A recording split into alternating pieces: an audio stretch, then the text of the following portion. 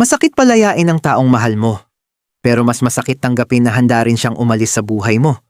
Pero ang pagpapalaya ay hindi ibig sabihin na hindi mo na siya mahal. Minsan, ibig sabihin lang nito na mahal mo siya, pero pinili mong igalang kung saan siya mas sasaya. Kapag naaalala ko siya, namimiss ko pa rin siya. I miss everything about him. Pero alam kong tama ang naging desisyon ko. At sana, masaya na rin siya ngayon. I'm Marco, and I'm 24 when I met him. I met him sa Twitter, na ngayon, EX na. If you know the hashtags, that's where we started. Discreet, manly. Yan ang unang tanong niya sa akin nung nag-message siya sa akin. Nag-post kasi ako and sabi ko, I am looking for something, tapos bigla siyang nag-message sa akin. Yes, sagot ko. Same pre, ano ba hanap mo? Tanong niya ulit. Hindi ko alam, kahit ano. Reply ko sa kanya. Call tayo? Tanong niya tapos pumayag ako. Halos 5 hours kaming magkausap noon, fast forward. Dumating ang mga araw na lagi na kaming magkausap. Nag-a-update na kami sa isa't isa. Tapos nag-exchange na kami ng mga personal social media accounts namin. And then we decided to meet in Baguio. Pero 2 weeks before kami mag-meet, sinabi niya sa akin na meron siyang girlfriend. Pero malapit na rin naman daw siyang makipag-break sa current girlfriend niya. Nagulat ako sa nalaman ko na meron pala siyang girlfriend. Kasi hindi naman niya na sabi sa akin sa tagal naming nag-uusap.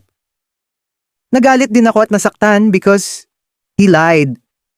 But I felt guilty because I felt like I pushed him into making the decision to break up with his girlfriend.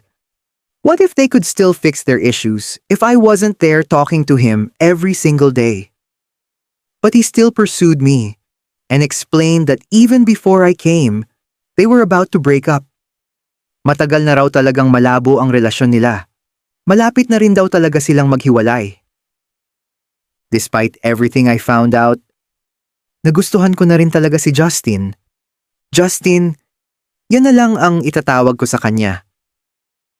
Sobrang gwapo ni Justin. Matangkad, moreno, professional, mabait, maalaga, matalino, at laging kalmado. Yan si Justin. At sabi ko sa sarili ko, kung susubukan ko man na pumasok sa relasyon sa kapwa ko lalaki, gusto ko sana sa taong first din ako sa lahat. Hindi pa ako nagkaka-boyfriend noon.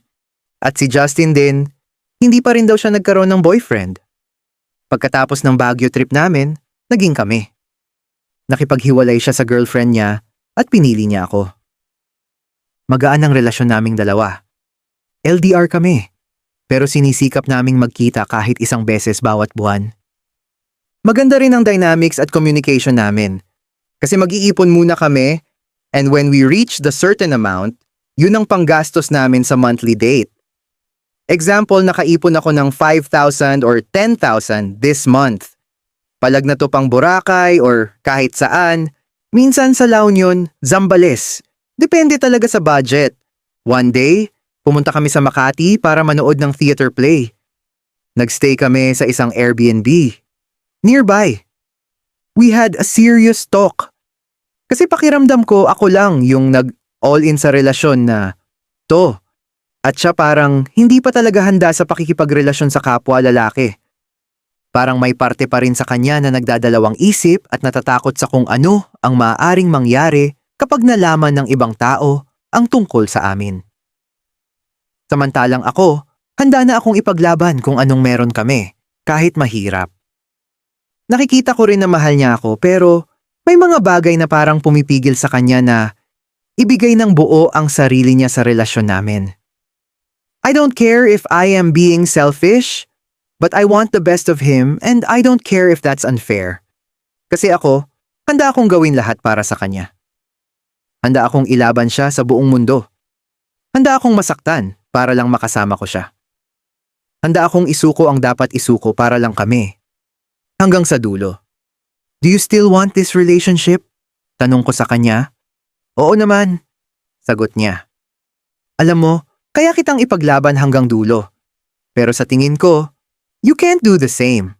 Ayokong mag-expect or mag-explore lang. Siguro nung una, try lang natin if mag-wo-work tayo pero It is really working. And nakikita na kitang partner ko habang buhay.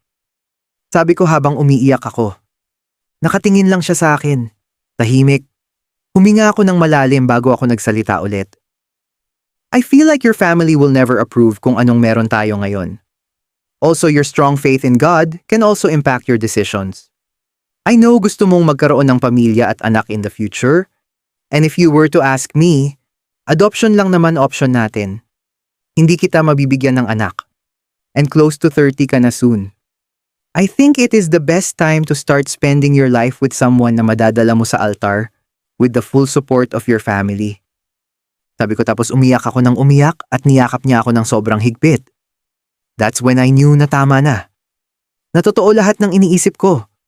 Na hindi talaga niya kaya panindigan ang relasyon naming dalawa. Mahihirapan lang kami pag mas tumagal pa. I love you so much and I am so sorry. Hindi ako kasing tapang mo. Sabi niya habang yakap ako. Paulit-ulit siyang humihingi ng sorry. Sorry, dahil tama ako. Natalo ako dito sa dulo. Kasi baka ako ibigay ko na lahat. Natulog kami na parang ayaw na matapos ang gabi kasi we will go separate ways na bukas. The next day came at nagpaalam na kami sa isa't isa. And after nun, wala na kaming communication. As of this moment, I saw his Instagram account and guessed what? He is engaged na. And ilang buwan na lang ikakasal na siya. Nasaktan ako kasi medyo hindi pa ako naka-move on. Pero I am genuinely happy for him and I just realized na phase lang talaga sa iba yung mga ganitong experience. Don't miss out on our latest wild and unfiltered stories. Subscribe now to The Vibe is Unfiltered on YouTube and follow us on X, Instagram, and TikTok at The Vibe is Unfiltered. For extra updates and more kwento, like and follow our Facebook page, The Vibe is Unfiltered. Stay tuned! Mas marami pa kaming pasabog na stories for you.